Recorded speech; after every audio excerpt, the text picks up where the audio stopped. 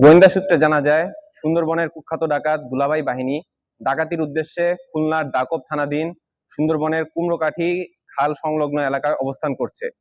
প্রাপ্ত তথ্যের ভিত্তিতে আজ 6 নভেম্বর 2025 বৃহস্পতিবার সকাল 6 ঘটিকায় কোস্টগার্ড বেস মংলা কর্তৃক উক্ত এলাকায় একটি বিশেষ অভিযান পরিচালনা করা হয়।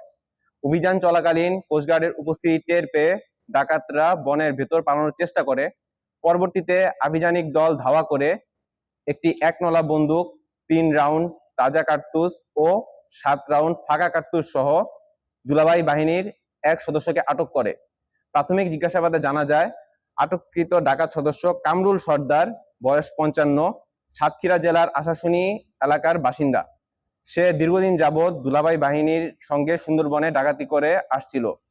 জব্দকৃত অস্ত্র, গোলাবারুদ এবং আটককৃত ব্যক্তির পরবর্তী আইনানুগ ব্যবস্থা গ্রহণের কার্যক্রম প্রক্রিয়াধীন রয়েছে।